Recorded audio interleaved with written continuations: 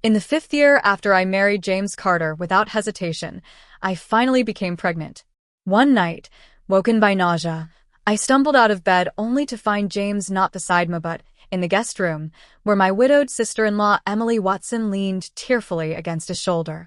"Though your elder brother died tragically because of you, and Mother asked you to take care of us, I know my son will never be treated like your own blood," she sobbed. Sarah's father was also in the military. "I'm taking Tommy Carter, and leaving tomorrow. You'll never see us again." I stood frozen in the doorway, the bitter taste of bile rising in my throat, my hand unconsciously resting on the curve of my stomach. All I could hear was James's solemn voice. "Don't worry, sister-in-law. Even for my brother's sake, Tommy Carter will always be the heir of the Carter family." The next morning, James personally handed me a report fetal abnormality. It read in cold ink. I turned away from him and dialed a number I hadn't called in years. "Dad," I said, voice steady, "remember the infertile war hero you once mentioned? Would he mind marrying again and raising a child that's not his? If James Carter won't accept this baby, then I'll find someone who will." "You've thought it through? Good," came my father's reply, firm and steady. "The daughter of the Leclerc family doesn't beg for scraps. A man who eats from one plate and stares at another doesn't deserve you. You file for divorce, I'll handle the rest." I pressed the phone to my ear, silent as my father's voice, now rough with hidden pain, wrapped around me. My nose stung. 5 years ago, I'd turned down every suitor the Leclerc name attracted and insisted on marrying penniless James Carter. I had been sent as a volunteer to a rural development project in southern France, where I met him clean-cut, soft-spoken, and strangely poetic amid the mud and sweat of the countryside. While others stank of labor, he smelled of soap. He once plucked a leaf and whistled a haunting tune by the fire, and every girl fell for it. I was fiery by nature. I confessed my feelings without shame. But he always dodged, until that night, his birthday, when drunk and flushed, he pulled my hand under his shirt and whispered, "Sarah, I want to join the army. Give you a better life." So he did care, but his inferiority complex always kept him silent. When my father heard, he nearly disowned me. "A man who can't even protect a girl's dignity, how could he protect anything?" he roared. "You made your choice. Bear it." I never forgot those words. I gave up my spot at university and secured James a recommendation for officer training instead. I bore the Carter family's cold stares, ate their coarse food, and never once complained. James performed admirably in the military and, though reserved, brought me wildflowers during leave. I believed I had chosen right. But everything changed when James's elder brother was murdered by traffickers. My mother-in-law demanded James take in Emily Watson, who was pregnant and widowed. I opposed it fiercely. His silence felt like betrayal. He never raised his voice, only let the cold silence stretch between us, month after month. When I finally clashed with Emily, when I snapped, James exploded. "She's trying to preserve your brother's line. She's loyal. What's wrong with me helping her?" he shouted. "Not everyone thinks as filthily as you. You rich girls from command families always imagine the worst." I clenched my teeth and endured. I never considered leaving, not until now. But for Emily Watson and her child, he would kill mine. That was my breaking point. I saw it clearly. Now there was no future left for us. I quietly submitted the divorce petition and began to pack. Just then, a voice behind me snapped, "Running to your father again?" I turned, startled. James stood there, report in hand, face unreadable.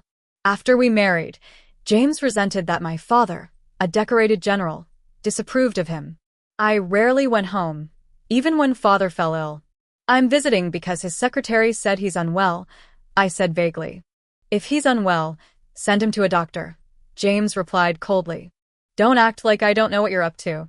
Emily Watson stood behind him, child in tow, eyes wet with pity.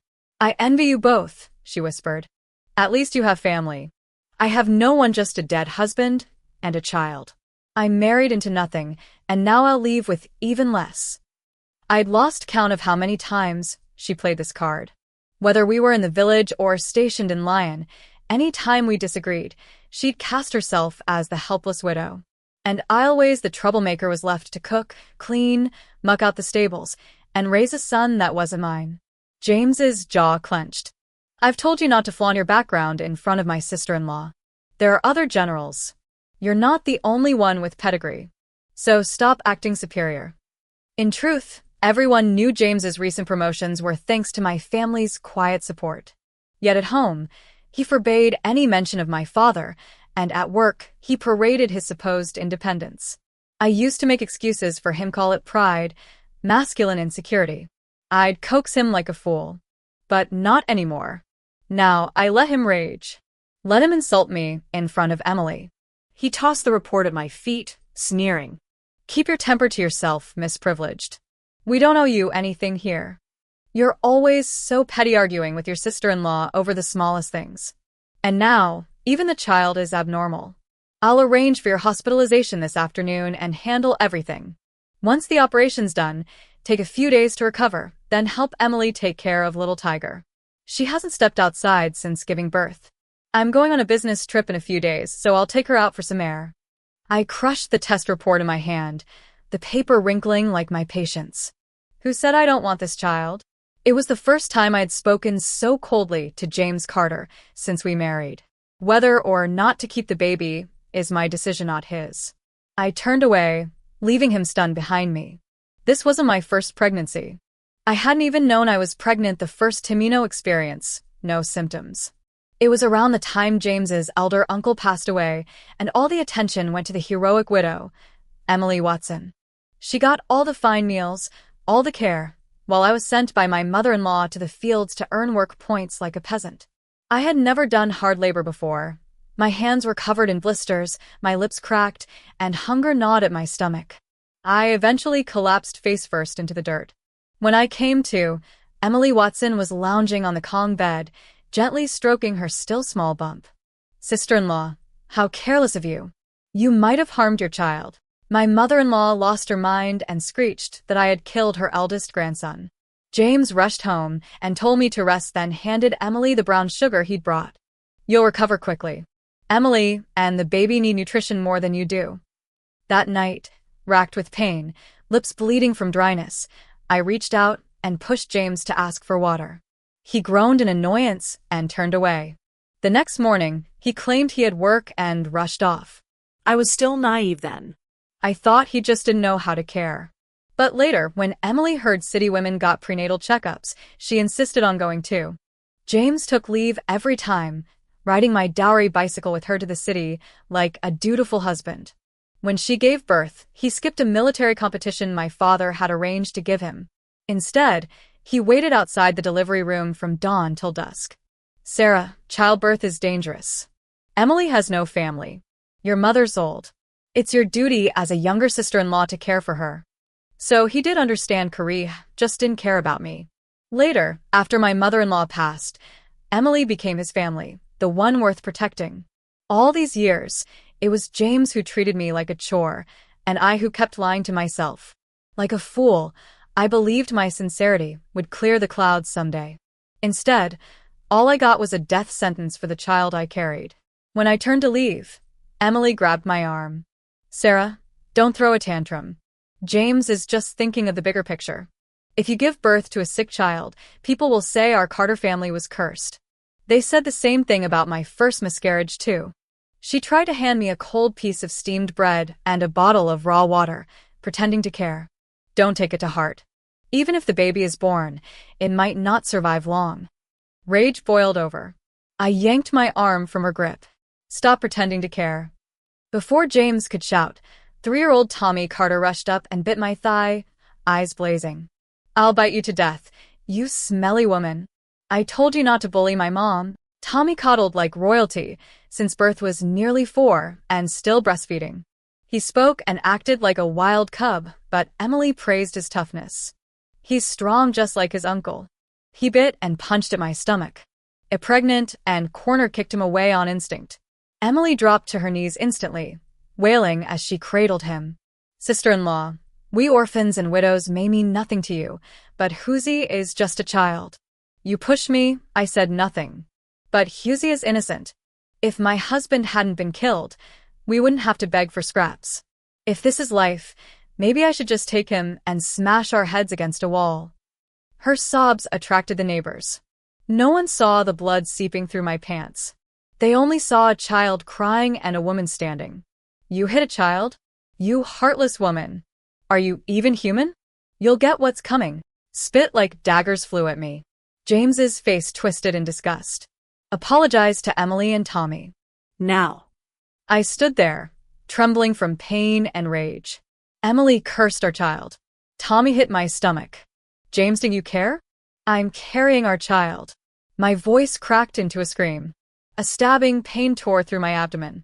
James's eyes widened. He moved as if to help, but Emily shrieked behind him. James. Tommy hit his head as fainted.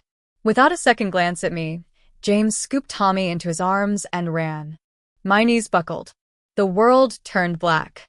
When I awoke, my father's face hovered above me, lined with worry. Sarah, how do you feel? That voice. I couldn't remember the last time someone cared just for me. Dad, was all I could choke out. After I hung up on him that day, he had sent his guards to find me, afraid something would happen. As luck would have it, I collapsed near a hospital. David, Leamy childhood friend, was doing his residency there. He and the guards rushed me to the military hospital. David held up the crumpled report, his face livid. That bastard James had someone forge this.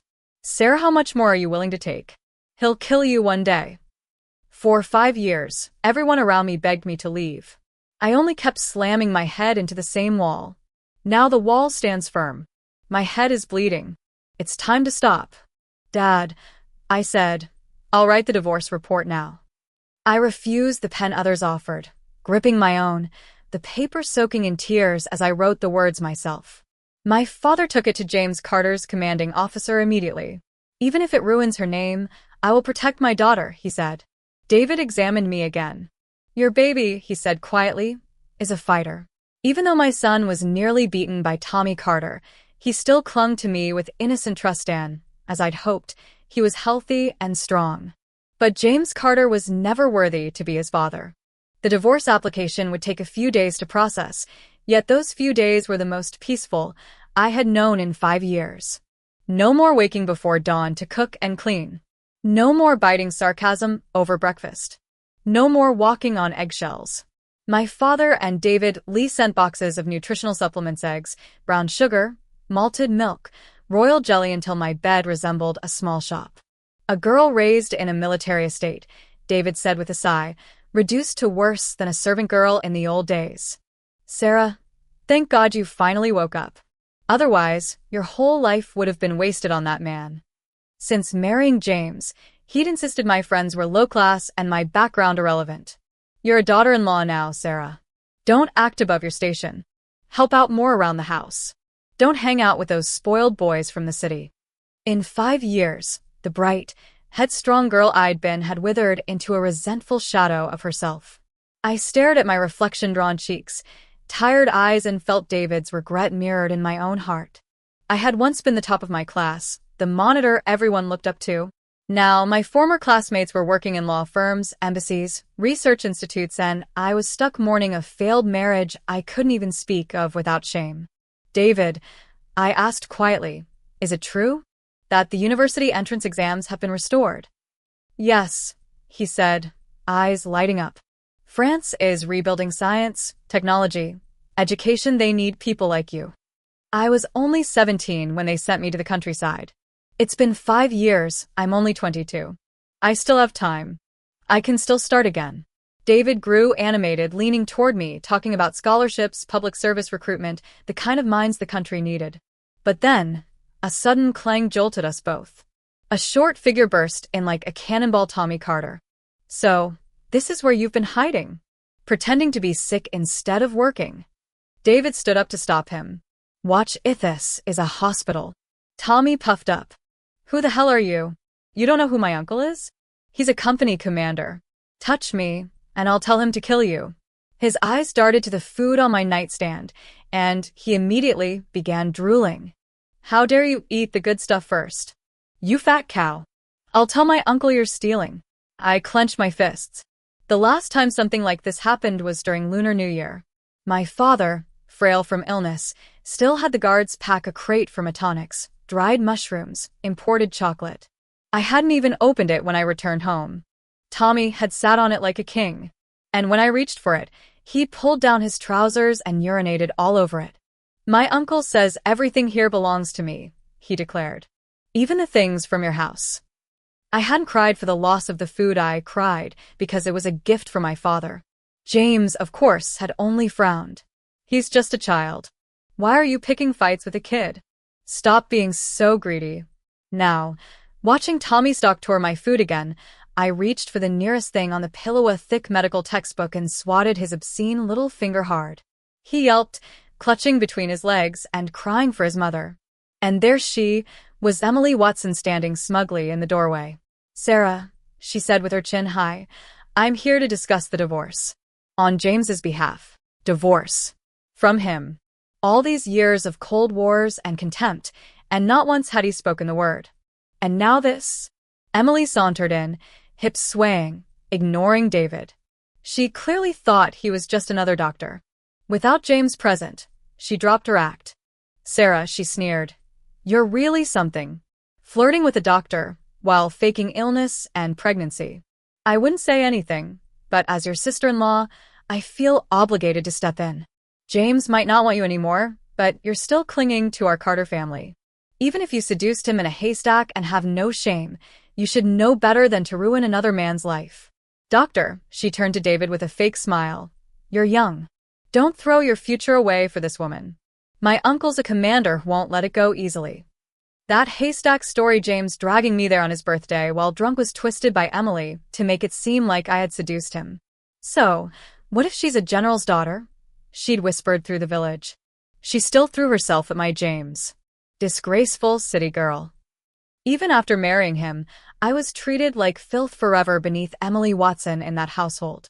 She thought she'd humiliate me, but David merely raised a brow. "This is a military hospital. Who let this shrew in? Get out." He moved to remove her, but I stopped him. "Take Tommy out," I said, "and leave us alone." The door closed behind them. "So," I said to Emily, "you're speaking for James Carter now? Why?" She gave me a condescending once-over. "Still pretending not to understand your place? The eldest sister-in-law is like a mother. You should have known your role." She paused, then smirked. "Aren't you curious why James doesn't want the child you're carrying?" The blood drained from my face. She was enjoying this. "He and Dewell. We had something long before he was forced to marry you. If it weren't for village rules, the eldest son inherits the family. I would have married him myself. Why do you think he joined the military? It was to build a life for me. Those flowers he brought back from training? You really thought they were for you?" Her words hit like a whip. "You're just a replacement, Sarah. A stand-in. A plaything. He promised me long ago Tommy would be the only heir. The only Carter that matters. Everything you have, everything James has, belongs to my son. You tricked him into marriage. Now you want to birth a bastard and steal from Tommy? How dare you?" My hands clenched. "Shut up." She leaned in closer. "Go ahead. Hit me. Pull my hair. Just like that night in the village, always so impulsive." But I was ready. I grabbed the kettle beside the bed and hurled the boiling water at her. She shrieked as the scalding splash hit her arms and chest. "You witch. I'll make you regret the day you were born." I lunged for a charity to swing when someone grabbed it midair. James Carter. His chest rose and fell with fury. "Emily, who told you to come here? What are you doing?" For the first time since I married him, James looked at me with something close to guilt. Little Tiger had been ill lately, and James claimed he'd been too exhausted to notice I was hospitalized. He said it as if that excused everything. Then, like it was nothing, he muttered, "I scolded her out of habit. But you, how could you not tell me you were here? And hitting someone with boiling water, what if you'd killed her? She's covered in blisters." Emily, of course, was screaming about lawsuits. "So the daughter of a commander can scald people at will? I'll take this to the Capitol. There must still be laws." I was about to respond when James Carter raised his voice, cutting me off with his usual tone of superiority. "That's enough. Apologize to your sister-in-law." But this time, before I could even form words, a forceful hand shoved him aside, and a sheet of paper with a fresh red seal smacked across his face. A cold, steady male voice rang out. As of now, Comrade Sarah has no further connection with you. James blinked, confused, and took the paper. He stared at the document, the ink not yet dry, the official divorce approval, signed and stamped. What is this? When did I ever agree to a divorce? He looked at me as if I had wronged him. Sarah, this is serious. Are you forging legal documents now? His righteous indignation would have been laughable if it weren't so infuriating. I gritted my teeth and flung the forged fetal abnormality report at his feet. You were the one who lied. You who lusted after your sister-in-law. You forged this report to manipulate me, to make room for her and her child. You used my heart, my body, and my loyalty. Get out of here, James. I'm disgusted just seeing your face.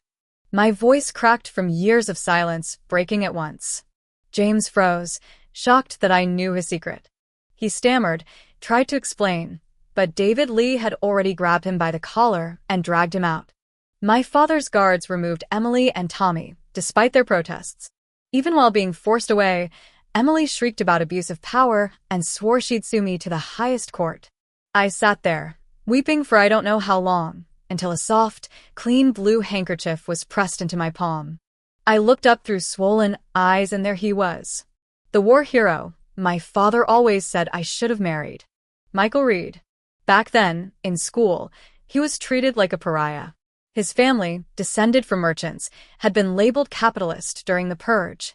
As class monitor, I had stood up for him more than once. Eventually, he started following me everywhere like a quiet, loyal shadow until I was sent to the countryside. Michael, I had said before leaving, you must rely on yourself now. The sins of your ancestors aren't yours to bear. Be brave. Be better. And he had. Now, he knelt beside my bed and solemnly placed a first-class military honor in my hand. Comrade Squad Leader, he said softly, I haven't let you down. During those years when I was sinking in mud, Michael's family had been quietly rehabilitated. It turned out his grandfather had supported the resistance during the occupation, had smuggled medicine and money to the front lines. After the family name was cleared, Michael's father was appointed to a key role in economic reform. But Michael didn't choose comfort. He studied abroad, then returned through endless bureaucratic firewalls to bring advanced tech back home. He'd suffered lasting injuries during a combat mission. And now, he had earned the highest honor for his service. He placed the medal gently in my hand. Sarah, would you allow me to pursue you? At the door, David Lee and the guards grinned like fools, cheering, Say yes. Michael had spent these past weeks fighting not only for me but for justice. Even my father's position as a commander wasn't enough to secure a unilateral divorce. Both parties had to agree, unless there was severe misconduct. Michael traveled to Carterville himself, gathering testimonies from locals. Emily Watson, an old woman had written shakily, was shameless. Always flirted with her husband's brother. We all saw it. Another letter said, My grandson saw their child fight the farmer's boy and shout, No one can touch me. I'm the commander's heir. That boy is rotten. And more. James and Emily walked hand in hand in the city hospital, like lovers. He dishonored his marriage long before she was gone. Poor Sarah. Even after the miscarriage, she kept working, kept serving that family. With Michael's efforts and my father's support, the court ruled that James Carter had violated moral codes and mistreated his spouse. The marriage was nullified. David Lee recounted it all with pride, and I looked at Michael so different now. His jaw sharper, his eyes steadier, his hands rough with calluses. You don't mind that I have someone else's child? I whispered. He smiled softly. You don't have someone else's child. You're giving birth to a medal in honor. A child of courage. I thought that would be the end. I thought James Carter would disappear from my life like a bad dream. But days later, he appeared at the gate of the compound where I now lived with my father. He couldn't get past the guards, so he simply stood there rain or shine for days. Like a stray dog that didn't know where to go. That day, Michael Reed invited me to a private gathering some of his colleagues, all from prestigious institutions across Europe. I had decided to sit for the university exams again, and it was the perfect chance to ask for guidance. Back when I was still with James, I had also dreamt of studying again, of building a career. But James had always brushed it off. Who'll help my family if you're off reading books? He'd say. Don't be selfish. As Michael and I walked out hand in hand, dressed for the evening, James stepped into our path. His face was pale, tense, his eyes burning. Let her go, he growled at Michael. She's my wife. Sarah may be naive, James Carter sneered, but I'm not so easily fooled. Can't you see what kind of man he is? Everyone knows where his family came from. I heard what happened holding hands with a lesbian in broad daylight. These capitalist lackeys have no shame. His voice echoed with bitterness. He reached for my wrist, trying to drag me away. Michael Reed, always gentle, let go immediately to avoid hurting me. James took this as a sign of guilt. Sarah, he said, voice low and intense, come with me. I have something to say. I gave Michael a quick glance, signaling him to stay calm, and shook off James's grip. Whatever you have to say it here. I'm not going anywhere with you. James clenched his jaw. His expression twisted, as though he were swallowing glass. Fine. We'll do it here. I don't know what trick you pulled to get that divorce certificate, but I'm telling you I never agreed to it. He straightened his back, looking around like a martyr. You forged it. That's illegal. I crossed my arms. Stop playing dumb. It's written clearly on the approval. Divorce granted due to serious moral misconduct. That's on you. He paused and then, as if waiting for that cue, launched into a speech he must have rehearsed in his head 100 times. I knew you misunderstood things between me and Emily Watson. But I'm here now, because I'm ready to tell the truth. Yesway had feelings once. But I swear to the party, after I married you, I never laid a hand on her. I ended it with her already. Sarah, didn't you always complain we never had time alone? Well, now we'll be alone, just the two of us. No more sister-in-law. Just us. He gripped my hand tightly. I admit, I had selfish reasons when I married you. But after all these years, when I saw the divorce notice, it hit me. I love you. I didn't even realize it until now. You forced me to face myself. Thank you, Sarah.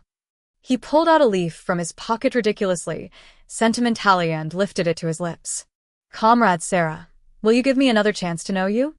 His eyes were shamelessly sincere, as if he'd just poured his soul out.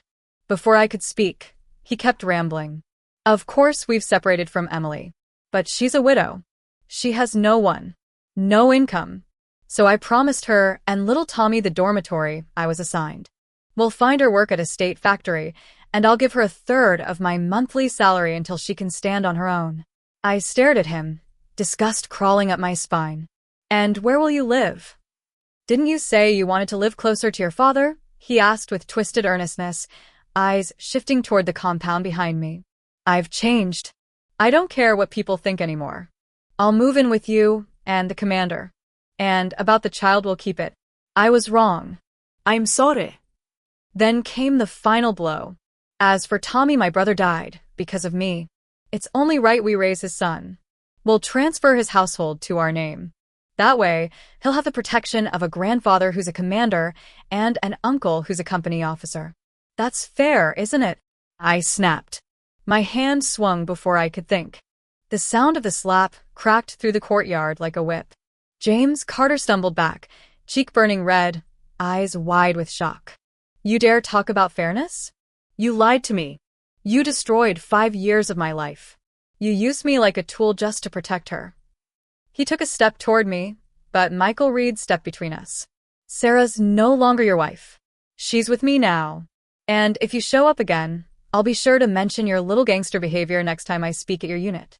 James's face twisted. Whatever was left of his once handsome appearance had vanished, replaced by bitterness, panic, and desperation. Oh, I see, he hissed. Now you report me to my superiors. Sarah might be too stupid to see through you, but I know exactly what you are.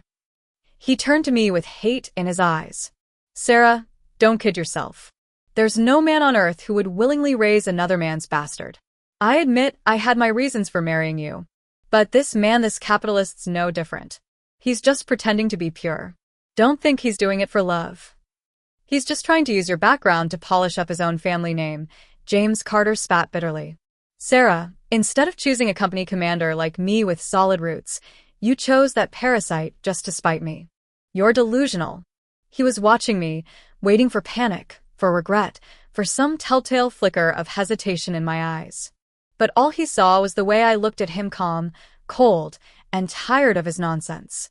People with dirty minds, I said evenly, see filth in everything. James Carter, if you're going to dig into someone's past, at least get your facts straight. Or next time, talk to someone who actually knows what they're talking about. Even Michael Reed, who had been decorated by the ministry itself, had been misunderstood by this clown. James used to sneer at my family background, but he had no problem using his title as the commander's son-in-law to cut corners and avoid consequences.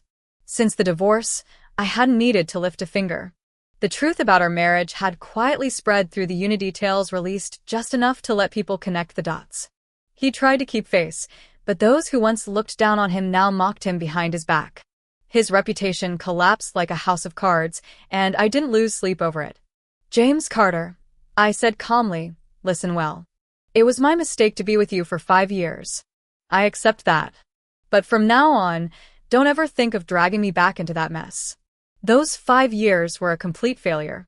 Now, I'm correcting that mistake and walking toward the life I deserve. I took Michael Reed's hand and stepped forward. Behind me, James Carter roared like a beast. Jung, I know you're not a real man, but no man would raise another man's kid, especially not some used-up woman's leftovers. His words barely left his mouth before Michael Reed's fist slammed into his jaw. A tooth flew out. Animal, he growled, grabbing James by the collar. You dare to slander a woman to defend your fragile ego? Say one more word about Sarah, and I'll rip out your lungs and hang them on the barracks gate so the world can see what kind of coward you really are. James fell to the ground like garbage. I caught Michael's arm, quietly reminding him not to get his hands dirty on something so worthless. Looking down at the pitiful figure on the pavement, I couldn't help but laugh. James Carter, let's put it in terms you understand. For 5 years, you were a broken, second-hand tool.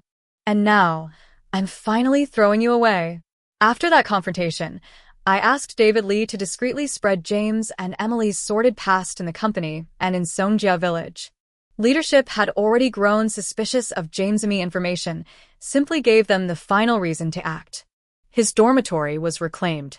He was forced to bunk in the communal barracks, while Emily Watson and her son, now homeless, slunk back to Carterville. On the very first day James brought them back, drunkards in the village whistled at Emily. Your sister-in-law's milk's run dry, huh? Want me to help out, big brother? My tongue's faster than old songs. James broke the man's leg in rage. When Emily tried to calm him, he shoved her to the ground. You think I spread these rumors just to make Sarah jealous? Are you completely brainless? Little Tommy saw his mother shoved and lunged at James, biting him right in the crotch. Screaming in agony, James flung the boy aside. Tommy tumbled across the yard and smashed his head on a stone. This time he really fainted. The Carter house plunged into chaos. But I was calm. No more drama. I focused on studying and passed the national exam on my first try. On the day I received my admission letter, James Carter was expelled from the army. The village drunk had reported him for assaulting a civilian, and the army didn't want the stain. He was thrown out of the barracks, suitcase in hand, nowhere to go. Desperate, he came looking for me, but this time, all he saw was the back of my head from afar. I was sitting in Michael Reed's new car, visibly pregnant, cradling my university acceptance letter. Through the open window, we handed out candies to onlookers. What's going on? James asked a man nearby, grabbing his sleeve. The man looked at him like he was filth. You don't know? The decorated hero's marrying the commander's daughter. The whole city knows. She's pregnant with his child. You from the countryside, or something. The man spat and added, now that's what you call a perfect match. James's lips cracked from dryness. He trembled, muttering, perfect match, but she's pregnant. How? That's Comrade Zhang's baby, the man snapped. They've had their certificate for months. They just waited until the exams were over to celebrate. It's a modern marriage. Balanced. Equal. Real. He shoved James away. Why am I wasting words on a stray like you? James staggered, pale, stunned. When he heard the child was Michael Reed's, something in him snapped. He pushed into the crowd, chasing the car like a man possessed. "Sarah," he screamed. "You gave our child his name? I'm the father. You can't erase me like this." His voice cracked into something almost inhuman, lost between sobbing and howling. People stared. That man's gone mad from jealousy. Look at him, pitiful, foaming at the mouth. Behind our car, David Lee and our childhood friends marched proudly, side by side with Michael's colleagues' brilliant minds from all over Europe. With a glance from David, two of the younger ones stepped forward and expertly dragged James Carter away. "Who let this lunatic out? Out of the way, uncle. You're ruining the wedding." Just as James writhed in their grip, two officers stepped forward from the crowd. "James Carter," they asked coldly. "We have some questions. Emily Watson is under investigation for arranging the murder of your elder brother. Please come with us to the station. We need your cooperation in a murder investigation." That was the sentence that sealed the final chapter of James Carter's tragic downfall. Years ago, Emily Watson had married James's elder brother for the sake of the Carter family's old estate. But when James rose unexpectedly from a muddy-faced farmer into a decorated soldier with a promising future, she realized too late that she had bet on the wrong man. Bitterness festered in her heart like rot. She couldn't accept that I had become the woman beside him, the one living in the house she had long coveted. So she plotted. In order to reclaim James, she first had to eliminate his brother. Fueled by twisted jealousy, Emily hired a group of vagrantsmen who roamed from village to village, already criminals by trade. She paid them with the promise of pleasure and silence. The murder was swift, brutal, and nearly perfect. The killer scattered, and the investigation went cold thanks to Emily's subtle misdirection and tearful performances. But heaven's net is vast, and though its mesh is fine, not even a ghost escapes forever. Years later, one of those men was caught during a massive crackdown in another province. Afraid for his life, he confessed everything. "That woman said if we killed her husband, she'd reward us. You don't know what kind of woman she is, cold, manipulative, filthier than the gutter." When news of the investigation reached her, Emily Watson fled. And it was only then that James Carter, broken, disgraced, and desperate, finally realized the truth. His entire life had been a lie. In a haze of anger and disbelief, he took Tommy Carter, who had since become mentally impaired from a childhood injury, and submitted them both for a DNA test. David Lee handled the test personally. "Congratulations," he told James with ice in his voice. "You really are the father of the Carter family's golden seed." The result hit James like a hammer to the skull. Even the orphanage refused to accept Tommy. That child, once spoiled and coddled, had become James's lifelong burden. With no job, no savings, and no support, James Carter's proud frame collapsed. Meanwhile, I left it all behind. I married Michael Reed, and we moved to another province where I pursued my education. He became a leading name in both science and enterprise, one of the first to enter business under government reform. With his background and brilliance, success came easily. He broke the 10,000 franc barrier before anyone else in our circle. Years passed. Our lives flourished. Then, on my father's 60th birthday, we returned for the celebration. The banquet was held at a restaurant owned by Michael, clean, elegant, sophisticated. As we stepped out of the car, I saw him, James Carter. He was standing near the alley beside the kitchen, pushing a cart with cracked porcelain bowls, wearing a coat 2 sizes too large, hair grayed and skin sunken. Next to him was a boy, drooling, silent, crouched like a stray animal. James looked up and met my eyes. The moment our gazes locked, he flinched as if burned. He turned quickly, dragging the cart, muttering, "Come on, son, Mom, Dad, and Grandpa are waiting." But just as he turned, my daughter stepped out of the restaurant in a red coat, laughing. "Mom," she called. James froze. The sound stopped him like a bullet to the spine. He turned slowly, trembling. His eyes locked onto the little girl's bright face, her confident stance, her clean shoes. He opened his mouth to speak, but nothing came out. And then chaos erupted.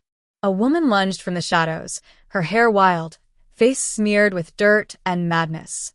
It was Emily Watson. Her hand flashed with a silver blade. "You whore, Sarah," she shrieked. "You stole my place. Your brat stole Tommy's birthright. I've lived like a rat for years for this moment. Today, you both die. The knife came down, but not at me. In an instant no one could comprehend, James Carter leapt forward, taking the blow square in the chest. The dagger sank deep. Blood poured. James, Emily's voice cracked in horror. But James said nothing. He pulled the blade from his chest and, eyes wild with blood and rage, stabbed her. Again. And again. You monster, he panted. You killed my brother, ruined me, destroyed everything. Emily's body collapsed in a heap, blood pooling beneath her. James staggered, drenched in red, and picked up Tommy. Now, he growled, eyes full of madness, you'll watch your child die first. No. No. Emily's voice rose to a banshee wail, but Tommy was already gasping, clutching his throat. James had pressed the blood-soaked knife to his neck. And then silence. When it ended, 3 bodies lay sprawled in the alley. 1 child. 1 murderer. 1 man who had once been a soldier. Strangers had already called the police. James was still breathing when they loaded him onto the stretcher. I walked up to him slow, steady, composed. Thank you, I whispered, for saving my child. His eyes widened in shock. I took the small pendant from my neck and opened it, revealing a pinch of ash. The child you, Cressida, heard it. He died before birth. I've carried him with me all these years. James's mouth opened, but no sound came. Things don't always work out the way we want. That child didn't survive. But I did. And now, Michael and I have a daughter, a gift we never thought we'd receive. A child of love, not obligation. I turned and walked away. I never looked back. Whether James died in the ambulance or rotted in prison after trial, it was no longer my burden to carry. Time had already taken too much. But even so, there is always a choice. And no matter how late, we must find the courage to let go of the past and begin again.